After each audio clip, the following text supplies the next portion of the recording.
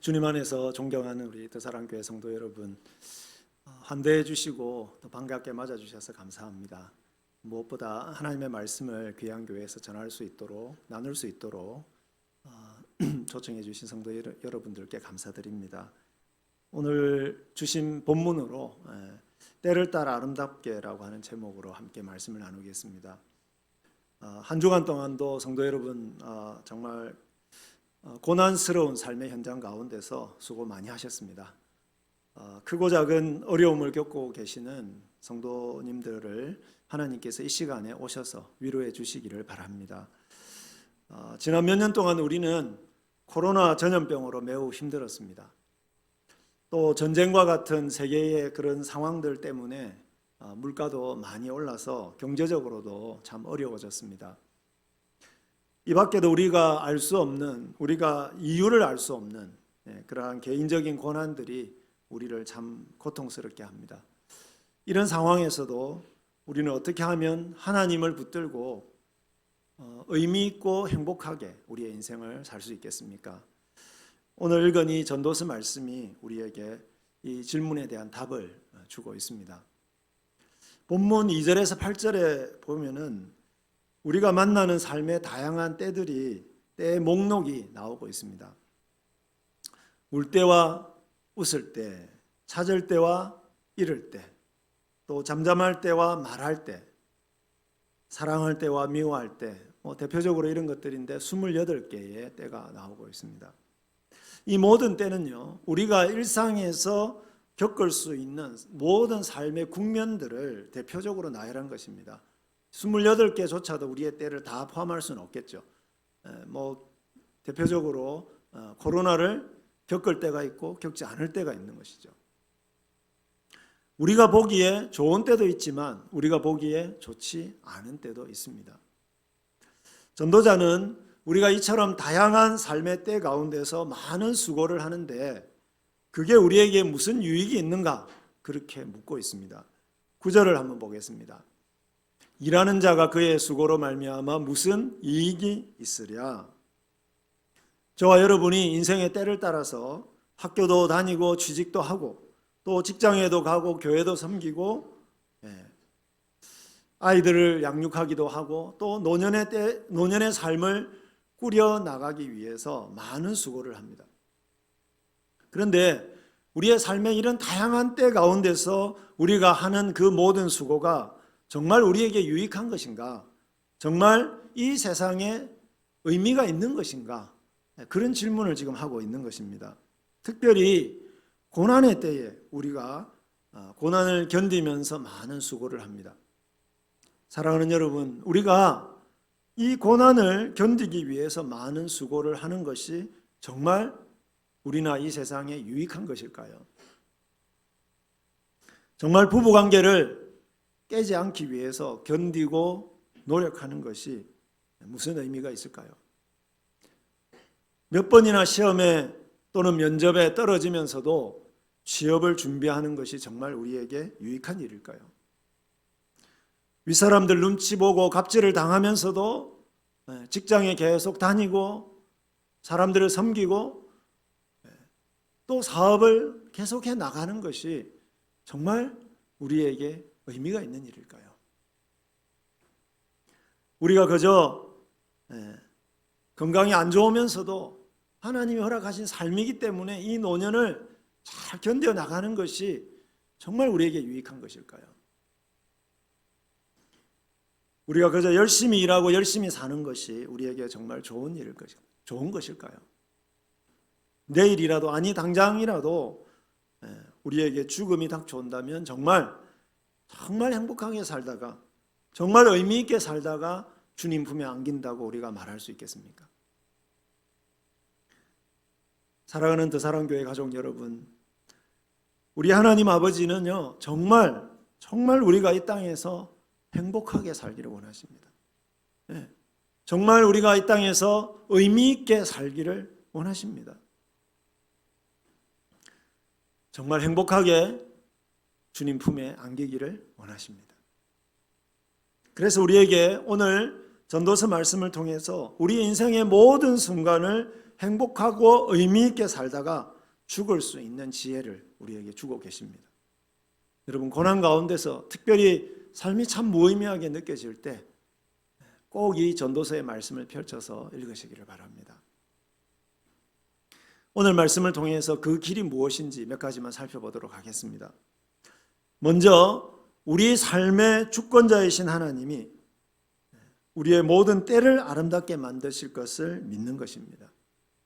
우리의 삶에 우리를 정말 지극히 사랑하시는, 그래서 우리의 삶의 모든 순간을 최선의 길로 인도하시는 주권자이신 하나님이 우리의 모든 때를 아름답게 만드실 것이다 하는 것을 믿는 것입니다. 10절 말씀 한번 같이 읽겠습니다. 하나님이 인생들에게 노고를 주사 애쓰게 하신 것을 내가 보았노라. 하나님이 우리에게 노고를 주셨다라고 하는 겁니다. 우리에게 때를 주셔서 그 때에 맞는 노고를 하게 하셨다. 그분이 하나님이시다는 거죠. 14절 말씀도 같이 보겠습니다. 하나님께서 행하시는 것은 영원히 있을 것이라 그 위에 더할 수도 없고 그것에서 덜할 수도 없다. 하나님이 우리에게 허락하시는 일이라면 그 일에 대해서 우리가 더할 수도 없고 덜할 수도 없다 하는 것입니다. 다른 말로 하자면 하나님이 우리 삶의 주권자이시다 하는 것이죠. 여러분, 이 말을 얼핏 들으면 하나님이 우리의 자유를 속박하는 것처럼 느껴질 수 있습니다. 그러나 이 말은 그런 뜻이 아니죠. 우리에게 일어나는 일이 그냥 아무렇게나 주어지는 일, 정말 무의미하게 일어나는 일이 아니라는 것입니다. 우리를 지극히 사랑하시는 우리의 주인 되시는 하나님께서 우리를 정말로 사랑하셔서 특별한 목적을 위해서 하나님이 허락하시는 일이다. 그래서 그 일에 수고를 하면 그 수고를 통해서 정말 귀한 열매를 맺을 수 있는 그런 것이다 하는 것을 이 말씀을 통해서 가르쳐 주기 때문에 이 말씀이 사실은 우리에게 굉장히 위로가 되는 것입니다. 11절 말씀이 그것을 더 구체적으로 보여주고 있습니다. 11절 말씀 가장 중요한 오늘의 본문의 말씀인데요. 앞부분만 같이 한번 읽겠습니다. 하나님이 모든 것을 지으시되 때를 따라 아름답게 하셨고, 여기까지 읽겠습니다. 여러분, 우리의 현재 상황이 우리 생각에는 너무 고통스럽고 괴롭고 무의미하게 보일 수 있습니다. 내가 진짜 이렇게 인생을 살아가는 것이 무슨 의미가 있나 이렇게 생각될 수가 있습니다. 그런데 11절의 이 말씀은 이 모든 순간, 우리 삶에서 이렇게 당하는 그 모든 순간이 하나님께서 가장 적합한 시간에 허락하신 것이다. 여러분, 이게 아름답게 하셨다는 말이 적합하게 하셨다, 그런 뜻도 됩니다. 하나님 보시기에 가장 적합하게 일어나는 일이다 라고 하는 것이고, 그렇기 때문에 우리의 삶의 모든 때가 아름답다라고 하는 것입니다. 하나님이 우리 삶에 일어나는 모든 일을 의미 있게 만드신다는 것입니다. 만약 우리가 일부러 죄를 지어가지고 하나님 말씀을 일부러 어겨서 그래서 우리가 당하는 그런 상황이 아니라고 한다면요, 우리가 노력해서 바꿀 수가 없는 것이라고 한다면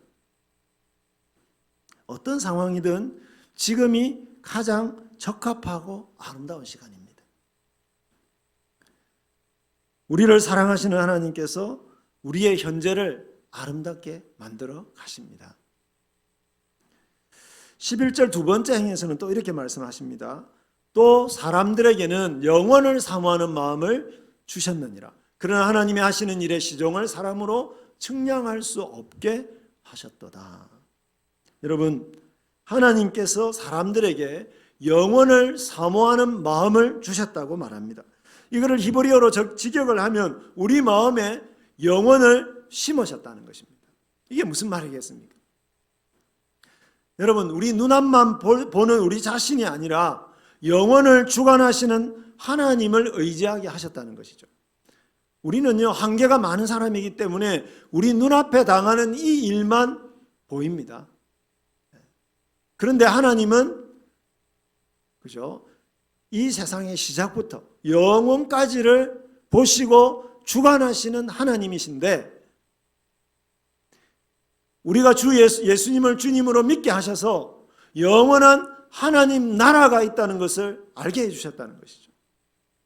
그리고 그런 영원한 하나님 나라의 관점에서 지금 현재 우리에게 일어나는 이 일들을 볼 수 있는 안목을 우리에게 허락해 주셨다는 것입니다. 영원은요, 우리의 시간과 대조되는 하나님의 시간입니다. 우리는 제한된 시간 속에서 하나님이 영원 속에서 하시는 일의 시작과 끝을 측량할 수가 없습니다. 오늘 우리에게 일어나는 이런 일이 일어나지만 내일 어떤 일이 일어날지 우리는 알 수 없습니다. 하나님의 하시는 일의 시종을 우리가 측량할 수 없습니다. 그런데 우리 하나님께서 우리에게 영원을 사모하는 마음을 주셔서 그 일이 그런 영원의 관점에서 일어나고 있음을 우리로 하여금 믿게 해 주셨다는 것이죠. 그래서 우리는 어떤 어려운 일들이 우리에게 닥친다 할지라도 낙심하지 않을 수 있습니다. 영원을 주관하시는 하나님이 우리의 현재를 영원한 하나님 나라의 관점에서 아름답게 빚어가고 계심을 믿을 수 있기 때문입니다. 제럴드 시처라고 하는 유명한 신학자가 있습니다. 이분이 쓴 많은 책들이 한글로 번역되어 있습니다. 이분이 한 번은 가족들과 함께 인디안들 선교를 위해서, 인디안 그 마을들이 있지 않습니까, 미국에.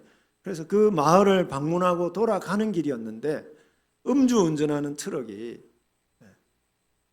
역주행을 해서 2차선이었는데 완전히 반대 차선으로 와가지고는 이분이 운전하는 차를 그대로 받아버린 겁니다. 그래서 그 자리에서 어머니와 아내와 딸이 죽었습니다.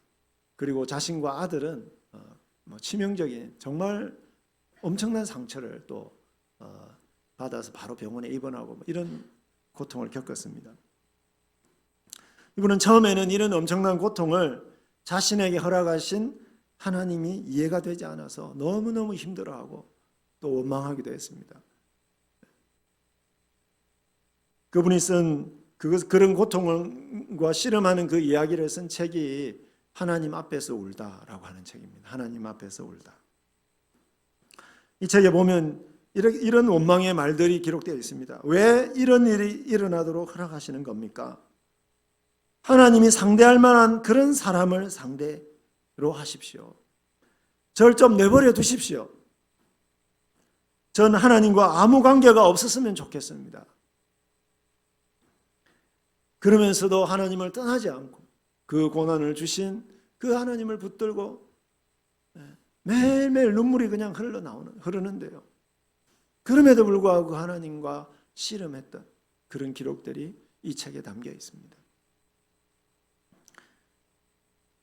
그런 고난의 시간들을 견디면서 이분이 깨달은 것, 그것을 또 기록을 했습니다. 이렇게 기록하고 있습니다. 나에게는 큰 그림이 보이지 않는다. 그러나 그곳에 큰 그림이 있으며 내가 경험하는 상실은 하나님이 직접 쓰시는 아주 놀라운 이야기의 일부라고 믿을 뿐이다.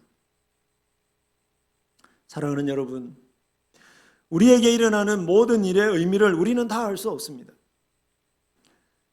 우리 눈앞에 일어나는 이 일의 큰 그림을 우리는 볼 수가 없고요. 그냥 큰 그림이 있는데 그 그림을 맞추어가는 하나의 그 퍼즐 조각을 우리는 볼 수 있을 뿐이죠.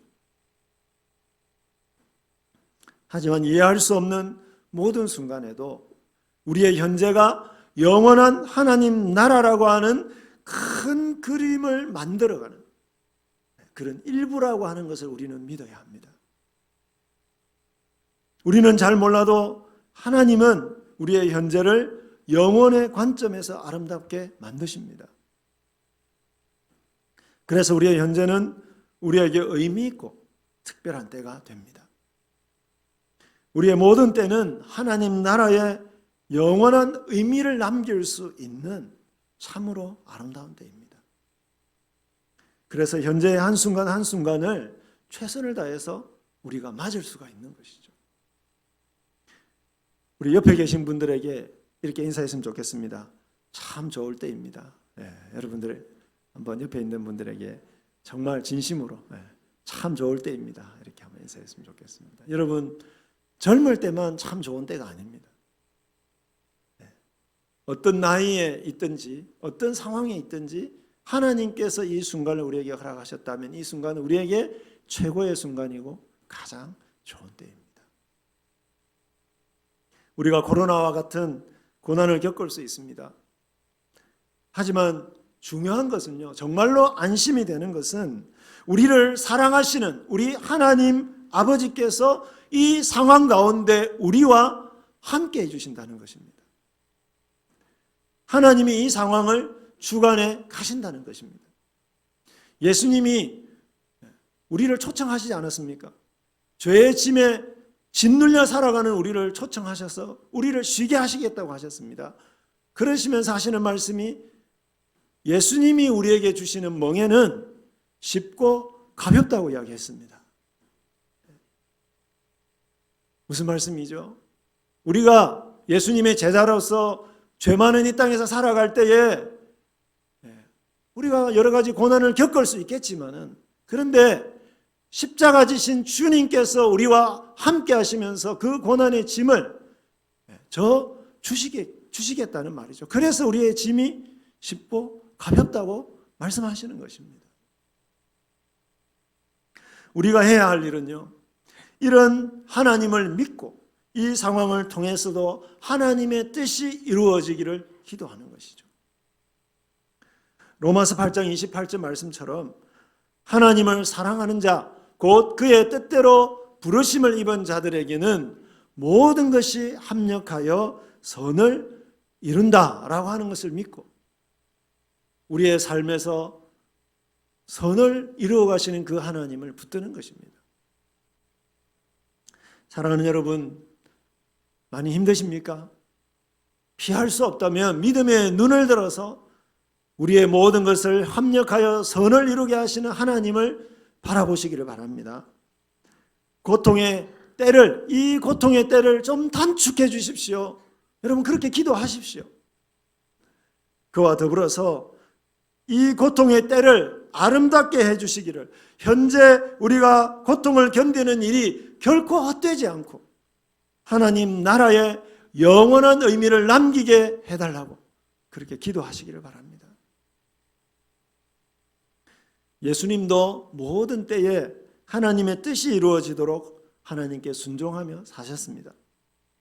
갈라디아서 4장 4절 5절에 보면 때가 참에 하나님 아버지의 때가 되었을 때에 하나님이 그 아들을 보내사 여자에게서 나게 하시고, 하나님의 아들이신 성자 예수님이 하나님 아버지의 뜻에 순종해서 인간의 몸을 입고 하나님의 때에 이 땅에 태어나셨다는 것입니다. 또 마가복음 1장 15절에 보시면 때가 찼고 하나님 나라가 가까이 왔으니 이렇게 선포하시면서 예수님은 공적인 사역을, 우리를 위한 사역을 시작하셨습니다. 많은 기적으로 병든 자를 치유하시고 백성들을 가르치시며 천국의 복음을 전하셨습니다. 하나님의 때에 순종해서 그렇게 하셨다는 것이죠. 요한복음 13장 1절에 보시면 예수께서 자기가 세상을 떠나 아버지께로 돌아가실 때가 이른 줄 아시고, 그죠? 이 말씀처럼 주님은 하나님 아버지의 때에 우리의 죄와 고통을 대신 지시고 십자가에서 돌아가셨습니다. 예수님은 이 모든 때를 아버지 하나님이 허락하신 때로 받아들이시고 하나님의 선한 뜻을 이루는 일에 자신을 들이셨습니다. 여러분, 만약에요, 예수님이 기적을 베푸시고 말씀을 잘 가르쳤을 때에 수많은 백성들이 예수님을 환호하고 예수님을 왕으로 모시려고 막 애를 쓰는 그런 때만을 예수님의 때로 받아들이셨다면 어떻게 되었겠습니까? 사람들에게, 지도자들에게 배척을 받고 시기를 당하고 조롱을 받고 고난을 받고 십자가에서 돌아가시는 그때는 내 때가 아니다, 이건 내 때가 아닙니다 하고 거부하셨다면요, 우리의 구원은 어떻게 됐겠습니까? 예수님이 십자가를 지시는 그 순간도 하나님의 아름다운 때로 받아들이셨기 때문에 우리가 구원받을 영원한 길이 열리게 된 것입니다. 주님이 그 십자가의 때를 하나님의 아름다운 때로 받아들이셨기 때문에 하나님이 우리를 얼마나 사랑하는지를 우리가 깨닫게 된 것입니다.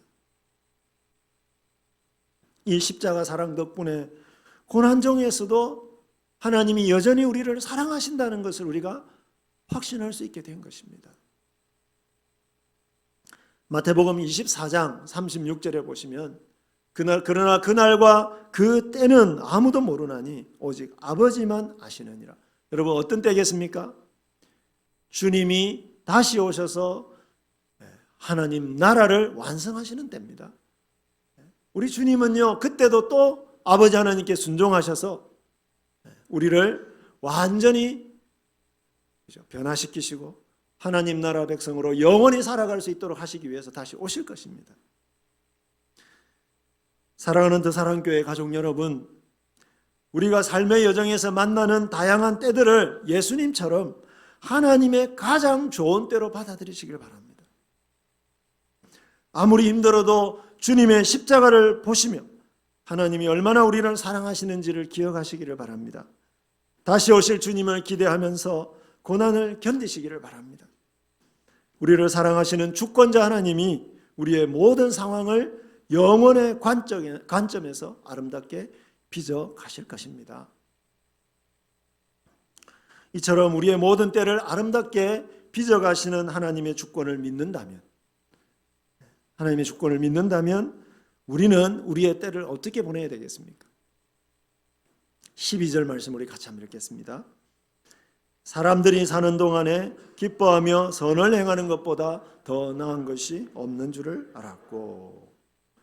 여러분, 전도자는 하나님이 허락하신 모든 때 가운데에서 기뻐하라, 모든 때를 기뻐하라. 사실은 이제 우리에게 그렇게 권면하는 것이죠. 기뻐하라는 것입니다. 여러분, 기뻐하라고 하는 것은요, 아무리 힘든 상황이라도 하나님이 선한 뜻을 우리 삶 가운데서 이루실 줄을 믿고 그것을 기쁘게 받아들이는 의지적인 행동입니다. 야고보서 1장 2절에 보시면 시험을 당할 때 온전히 기쁘게 여기라, 그렇게 말씀하고 있습니다. 우리가 고난을 당하는데도 하나님이 허락하신 최고의 때라고 하는 것을 믿고 기쁘게 받아들이라는 것입니다. 여러분, 소통 전문가이신 우리 김창옥 교수님이 이제 TV를 하나 개설을 하지 않습니까? 유튜브 TV를. 그래서 김창옥 TV에서 제가 거기를 좀 자주 보는데요. 거기서 제가 이제 그분이 강의하시는 내용 중에 이런 강의를 들은 적이 있습니다. 고난이라고 하는 불청객을 귀한 손님처럼 극진히 대접하라. 그러면 그 손님은 귀한 선물을 주고 갈 것이다. 그것은 인격이다. 여러분, 이분이 이제 불신자들까지도 다 대상으로 해서 이 텔레비전을 운영을 하시기 때문에 그렇게 말씀하신 것이고요. 이거를 우리가 우리에게 좀 적용을 하자면 이렇게 말할 수 있을 것입니다. 고난이라는 불청객을 귀한 손님처럼 기쁘게 여기라. 기쁘게 여기라. 그러면 그 손님은 귀한 선물을 주고 갈 것이다. 그것은 믿음의 성숙이요 하나님 나라의 확장이다. 하나님이 허락하시는 것이라면 기쁘게 여기시기를 바랍니다. 두 번째로는 선을 행하라, 그렇게 말씀합니다. 여러분, 우리가 열심히 말씀대로 살았는데요, 그 결과가 고난이라고 한다면, 어려움이라고 하면 어떤 생각이 먼저 들겠습니까? 아니, 하나님 말씀대로 살아라고 해서 열심히 살았는데 오히려 삶이 더 힘들어지고 사람들이 알아주지도 않는다면 내가 무엇 때문에 열심히 살아야 돼? 무엇 때문에 선을 행해야 돼? 그렇게 낙심이 될 수가 있지 않겠습니까? 그런데 그런 때라도 모든 때에 선을 행하라고 이렇게 말씀하시는 겁니다. 내가 편할 때든지 힘들 때든지 세상이 아무리 악해도 하나님이 말씀하신 선한 일을 행하기를 포기하지 말라고 하는 거죠. 말씀에 순종하는 일을 포기하지 말라는 겁니다. 코로나 같은 상황은요, 누구에게나 힘든 때입니다. 하지만 교회나 성도는 코로나처럼 재앙의 상황에서도 고난 중에 있는 성도와 이웃을 위로하고 그들에게 선을 베푸는 일을 포기하지 말아야 합니다. 여러분, 우리가 아까 옆에 있는 분들에게 참 좋을 때입니다 이렇게 이야기했는데, 옆에 있는 분이 진짜 고난 가운데 있는 분이라고 한다면 우리가 그 말을 해줄 때는 정말 그것이 격려가 되기 위해서는 어떻게 해야 되겠습니까? 고난당하는 그분의 고난을 우리 교회가 함께 견뎌가야 됩니다. 우리가 서로가 그런 사랑으로 그저 그 고난을 위로하고 같이 격려할 때 그 말이 진짜 격려가 되는 거죠.